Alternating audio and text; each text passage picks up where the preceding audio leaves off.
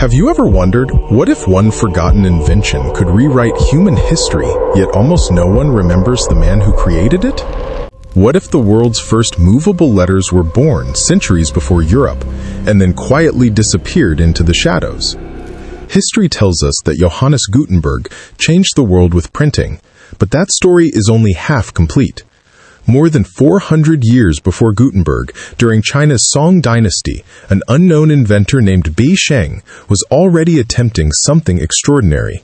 He was not a famous emperor, not a powerful general, and not someone surrounded by wealth. He was simply an alchemist, fascinated by materials, obsessed with solving impossible problems. At first, his workshop looked completely ordinary. Small pieces of damp clay, simple carving tools, wooden shelves, and a silent furnace glowing in the darkness. Nothing about the room suggested that history was quietly changing inside it.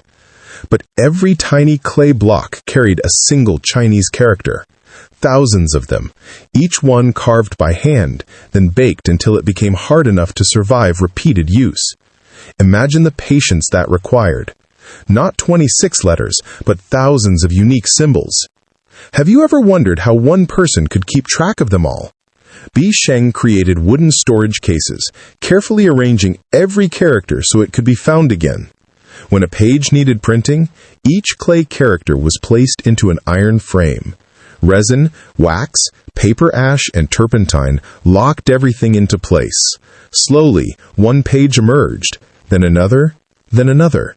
For the first time, words no longer needed to be carved into a single wooden block every time. The same characters could be removed, rearranged, and used again. It sounded almost magical, but something about this invention felt strangely ahead of its own time. Because while everyone saw printed pages, very few understood what they were truly looking at. And that was only the beginning. But there was one problem. A problem so enormous that it threatened to destroy the invention before the world could truly understand it. Unlike the alphabet used in Europe, the Chinese language contained more than 5,000 unique characters. Many of them required multiple copies, and every single one had to be carved by hand, then fired in a furnace until it became hard enough to use again. Days turned into weeks, weeks turned into months, yet the work never seemed to end. Have you ever wondered how many great inventions disappeared simply because they arrived too early? Then another silent problem began to appear. The clay characters were clever, but they were fragile. After being used again and again, many of them cracked, chipped, or broke apart completely. Bi Sheng's idea was extraordinary, but the material he relied on was working against him. Centuries later, craftsmen in Korea would improve the same idea by replacing clay with metal, creating movable type that was stronger, more reliable, and far better suited for large-scale printing. But Bi Sheng never lived to see that future. His name slowly faded into history, while his idea quietly survived. Perhaps that is the strangest part of this story. Sometimes a person is forgotten, but an idea continues changing the world long after its creator is gone. But one mystery still remains. If Bi Sheng invented movable types centuries before Europe, then why didn't his invention transform China the way Gutenberg's press transformed the West? Or is there a piece of the story that history never told us?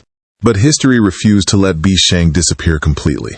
Years after his death, the great Chinese scientist Shen Kuo carefully recorded the story of his invention in a book called Dream Pool Essays. Without those writings, the world might never have known that movable type existed centuries before Europe.